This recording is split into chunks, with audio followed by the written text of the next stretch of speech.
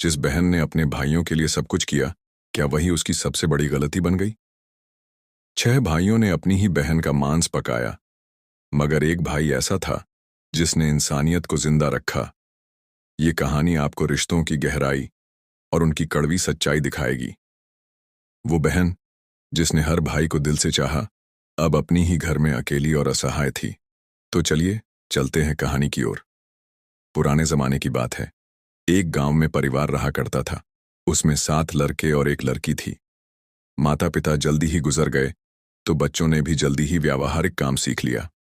शुरू में सबको गुजारा चलाने में काफी परेशानी आई, लेकिन समय के चलते सब कुछ आसान होने लगा। उस समय समाज के पुरुषों का काम जंगली जानवरों का शिकार करना और औरतों का काम सिर्फ घर के कामकाज करना और बच्चों को संभालना होता था।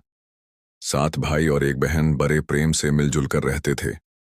दिन निकलते ही सातों शिकार के लिए निकल जाते और बहन सबके लिए खाना पकाती थी और घर के कामकाज करती थी। भाई जब जंगल से वापस आते तो साथ में बड़े बड़े जानवर, पक्षी आदि को मार कर लाते। बहन उसके मांस को बड़े चाव से पकाती और सब भोजन करके तृप्ति का अनुभव करते। ऐसे ही दिन गुजरने लगे। एक दिन की बात है। 7 भाई जंगल को गए थे।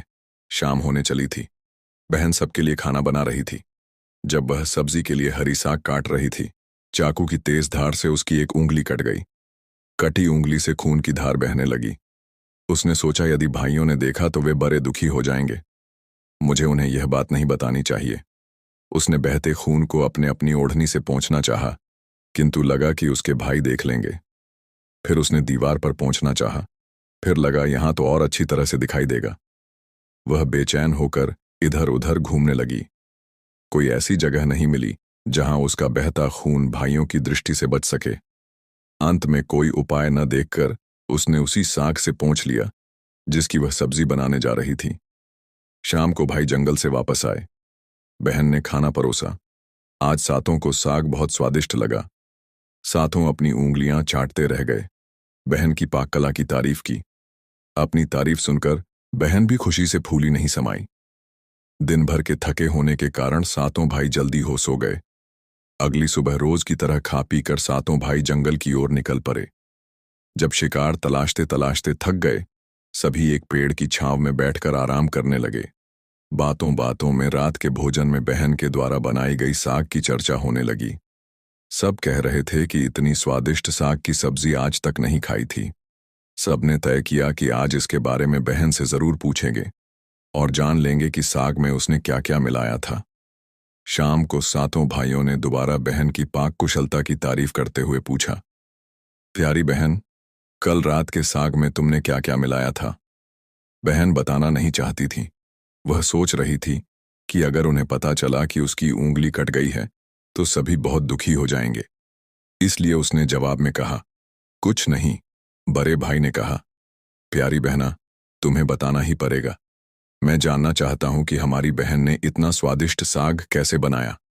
तुम्हें मेरी सौगंध है। बड़े भाई का सब सम्मान करते थे। बहन को सच बोलना ही पड़ा। उसने धीरे धीरे सारी बात बताते हुए कहा, बस इतना ही। अपना खून मिला दिया था और ज्यादा कुछ नहीं। यह सुनकर 6 भाइयों के मन में एक कुटिल ख्याल आने लगा। वे सोचने लगे, इसके खून की चंद बूंदें इतनी स्वादिष्ट हैं तो इसका मांस कितना स्वादिष्ट होगा। रात के खाने के बाद सातों सोने के लिए गए। सातों में फिर उसी बात की चर्चा छिड़ गई। बड़ा भाई कहने लगा, अरे, खून की कुछ बूंदें इतनी स्वादिष्ट हैं तो शरीर का मांस कितना स्वादिष्ट होगा। सबने बड़े भाई की बात में हाँ मिलाया। अगले दिन शिकार के लिए जाते समय सातों ने यह योजना बनाई कि बहन को मारकर उसका मांस बनाएंगे। खूब स्वादिष्ट होगा। 7वें भाई को अपने बड़े भाइयों की युक्ति बिल्कुल भी उचित नहीं लगी। वह अपनी प्यारी बहन को बचाने के लिए बेचैन हो गया। वह खुलकर इसका विरोध नहीं कर सकता था क्योंकि 6 भाई एक तरफ थे। शिकार करने के बाद सभी भाई ने मिलकर एक टीले पर बांस के एक चांग, बांस के फट्टों से बना चबूतरा का निर्माण किया। उनकी योजना यह थी कि बहन को फुसलाकर यहां लाएंगे, तीर मारकर उसकी हत्या करेंगे और उसका स्वादिष्ट मांस खाएंगे। अगले दिन बड़े भाई ने बहन से कहा, प्यारी बहन, तुम बड़ी हो गई हो और शादी के लायक हो गई हो। मैंने तुम्हारे लिए एक सुंदर से वर की तलाश की है। आज हम उसका घर देखने जाएंगे। तुम्हें भी सच संवर कर हमारे साथ चलना होगा।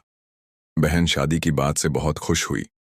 तुरंत तैयार होकर भाइयों के साथ चलने लगी। चलते चलते वह थक गई। वह बड़े भाई से पूछने लगी, मेरा ससुराल अब कितना दूर है? बड़ा भाई बोला, बस अभी पहुंचने वाले हैं। दूर से दिखाई दे रहे टीले पर बने चांग को दिखाते हुए भाई बोला, वह देखो तुम्हारा ससुराल, जहां तुम राज करोगी। ये सुनकर बहन आनंदित हो उठी। चांग पर पहुंचते ही बड़े भाई ने अन्य भाइयों को बहन को चांग पर खड़ी करके रस्सी से बांस के खंभे के सहारे बांधने का आदेश दिया। सभी मिलकर फुर्ती से बहन को बांधने लगे। बहन असहाय थी। अपने सभी भाइयों को हत्यारे के रूप में देखकर बहन का हृदय हाहाकार करने लगा। वह ईश्वर को याद करते हुए कहने लगी, हे ईश्वर, अब तुम ही मेरा सहारा हो। मेरे सातों भाई मेरी हत्या करना चाहते हैं। इनमें से एक भी ऐसा नहीं है जिसके दिल में मेरे लिए दया और प्रेम है। अपनी बहन की बातों से सातवां भाई द्रवीभूत हो उठा। बहन की पुकार पर वह तड़प कर रह गया, पर 6 भाइयों का प्रतिवाद करने का साहस नहीं जुटा पाया। बहन को निर्ममता से बांधने के बाद बड़े भाई ने सबको बारी बारी से उस पर वाण से प्रहार करने का आदेश दिया। बड़ा भाई हाथों में धनुष वाण लेकर जब प्रहार करने को तैयार हुआ, तब बहन भाई के सामने हाथ जोड़कर करुण स्वर में गाने लगी, मारो मारो भैया छाती में लक्ष्य करके, भैया छाती में लक्ष्य करके, तुम्हारा तीर तुम्हारा धनुष जंगल को जाएगा। भैया मारो मारो भैया, छाती में लक्ष्य करके, छाती में लक्ष्य करके, भैया छाती में लक्ष्य करके। भाई ने कठोरता दिखाते हुए तीर चलाया, पर उसका निशाना विफल हो गया। इसके बाद दूसरा भाई तीर मारने को तैयार हुआ। बहन ने उसके आगे भी हाथ जोड़कर वही करुण गीत दोहराया।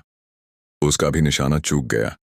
इसी तरह सभी भाइयों ने बारी बारी बहन की छाती को लक्ष्य करके तीर मारने की कोशिश की। बहन हर बार यही गीत दोहराती रही। 6 भाई लक्ष्य भेद करने में असफल रहे। अब 7वें की बारी थी। 6 भाई उसे कहने लगे, पूरी ताकत से तीर चलाना, बहन को एक ही बार में ढेर करना। यदि तुम्हारा निशाना चूक गया तो तुम जिंदा नहीं बचोगे। हम सब मिलकर तुम्हें मार देंगे। बहन ने छोटे भाई की जान खतरे में पड़ते देखा। उसने अपनी जान न्योछावर करके उसे बचाने का निश्चय किया। वह ईश्वर से प्रार्थना करने लगी, हे ईश्वर, मेरे भाई का तीर मेरी छाती भेदने में सफल हो जाए। वह करुण गीत गाने लगी, मारो मारो भैया छाती में लक्ष्य करके, भैया छाती में लक्ष्य करके, तेरा तीर मेरी छाती भेद जाए। मारो मारो भैया छाती में लक्ष्य करके, भैया छाती में लक्ष्य करके। छोटे भाई ने तीर चलाया। उसका तीर बहन के मर्म पर जा लगा। वह दर्द से तड़प उठी। कुछ देर छटपटाने के बाद उसके प्राण पखेरु उड़ गए। वह निस्पंद हो गई। अपनी कुटिल योजना सफल होने पर 6 भाइयों की बाँछें खिल गई। सातों ने मिलकर मृत बहन का शरीर चांग से नीचे उतारा। 6 भाइयों ने मिलकर बहन के शरीर की बोटी बोटी काट डाली। बड़े भाई ने 7वें को जंगल से लकड़ी और पानी लाने का आदेश दिया। छोटा भाई पानी और लकड़ियों के साथ साथ कुछ मछली और केकरे ले आया। वह अंदर अंदर बहुत व्यथित था। उसके भाई बहन का मांस बड़े चाव से पका रहे थे। वह अपनी प्यारी बहन का मांस नहीं खा पाएगा। अगर नहीं खाएगा तो अन्य भाई उसे गाली देंगे। उसने मांस बनाते समय चुपके से अपने साथ लाई मछलियां और केकरे को आग में दे दिया और अपना खाना जुगाड़ किया। चावल और मांस तैयार हो गया। जमीन पर केले के पत्ते बिछाकर उसमें सबके लिए खाना परोसा गया। छोटे भाई ने पहले ही अपने बैठने के स्थान पर एक छोटा गड्ढा खोद रखा था। उसने अपनी पत्तल में परोसे गए नरमांस को चुपके से गड्ढे में डाल दिया और मछली भात खाने लगा। अन्य भाई बहन की हड्डियां चबाने लगे। वह केकरा चबाने लगा। जब सबने बहन के शरीर के स्वादिष्ट मांस से अपना पेट भर लिया तो बड़े ने 7वें भाई को झूठा साफ करने को कहा। उसने बहन की बची खुची हड्डियां और शरीर के अन्य भाग जैसे सिर, नाखून, पंजे आदि सभी इकट्ठा करके उसी गड्ढे में डाल दिया और मिट्टी से ढक दिया। कुछ समय बाद उस स्थान पर बांस का एक पौधा उगाया। धीरे धीरे वहां बांसों का झुरमुट बन गया। एक बार कहीं से एक संत आए और उसी बांस की झुरमुट तले छुपकर मल त्याग करने लगे। उसी समय आकाशवाणी हुई, संत दुर्गंध आ रही है, संत दुर्गंध आ रही है। बार बार यह आकाशवाणी सुनाई देने लगी तो संत ने झटपट उस स्थान को साफ किया। उन्होंने झुरमुट में से एक बांस काटा और अपने साथ ले गए। उस बांस से उन्होंने एक केंद्रा, एक पुराना वाद्य यंत्र बनाया। वे उसे बजा बजा कर दिन भर लोगों के घर जाकर भिक्षा मांगते थे और बदले में खूब सारा उपदेश देते थे।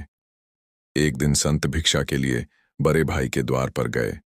तब तक 6 भाइयों का विवाह हो चुका था, केवल 7वां कुंवारा था। ज्यों ही संत ने बड़े भाई के आंगन में कदम रखा, त्यों ही संत का केंद्रा स्वयं बोल उठा, नहीं बजो रे केंद्रा, यही है दुश्मन। सबसे बड़ा बड़ा भाई के घर, नहीं बजो रे केंद्रा दया प्रेम, सब छोड़कर रिश्ते में यही दाग लगाया, नहीं बजो रे केंद्रा, यही है दुश्मन। सबसे बड़ा बड़े भाई के घर, नहीं बजो रे केंद्रा। योगी के बाजे से बार बार निकल रही इस रुदन से बड़े भाई के पसीने छूटने लगे। उसने अपनी पत्नी से योगी को तुरंत भिक्षा देकर विदा करने को कहा।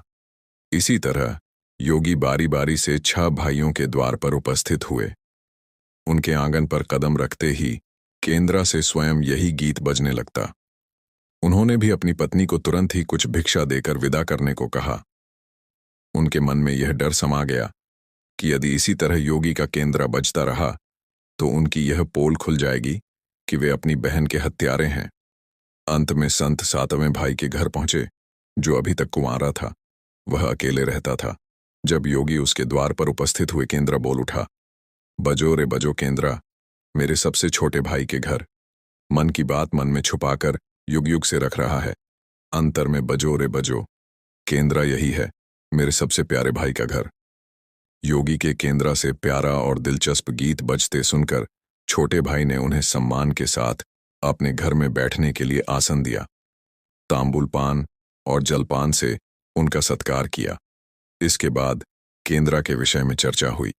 योगी ने केंद्रा की जन्म कहानी सविस्तार सुनाई।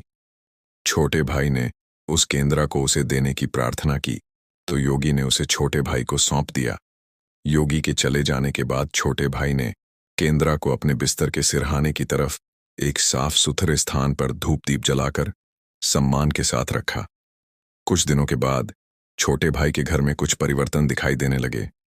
जब भी वह काम से लौटकर घर आता, सारा घर साफ सुथरा पाता। जब रोज रोज यही बात दोहराने लगी तो छोटे भाई ने अपनी भाभियों के घर जाकर पूछा, मेरी गैर हाजिरी में आप लोग मेरा घर साफ करते हैं क्या? सभी ने जवाब दिया, हमें अपने घर के कामकाज से फुर्सत नहीं है, तुम्हारा घर कैसे साफ करती? छोटे भाई ने निश्चय किया कि आज वह छुप कर देखेगा कि उसका घर कौन साफ करता है। वह घर के कोने में छुप गया। घर सुनसान होते ही स्थापित केंद्रा से उसकी बहन की शक्ल की एक लड़की निकली, घर का सारा काम किया और फिर उस केंद्रा में समा गई। छोटे भाई ने यह बात अपनी बड़ी भाभी को बताई। बड़ी भाभी ने उसे समझाया, ज्यों ही लड़की केंद्रा से बाहर निकलेगी तुम केंद्रा को आग के हवाले कर देना, फिर उस पर तुलसी जल छिड़क देना, फिर देखना क्या होता है। छोटे भाई ने बड़ी भाभी के कहे मुताबिक काम किया। उसने लड़की के निकलते ही केंद्रा को आग में डाल दिया और लड़की पर पवित्र तुलसी जल का छिड़काव किया। तुलसी जल के स्पर्श से वह मानव रूप में आई। भाई ने देखा यह तो उसकी प्यारी बहन है। उसने अपनी बहन को गले से लगा लिया। उसके बाद दोनों भाई बहन बड़े प्रेम से जीवन बिताने लगे। सीख, निस्वार्थ प्रेम ही रिश्तों को बनाए रखता है। रिश्तों को कलंकित करने वाले कभी छुप नहीं सकते।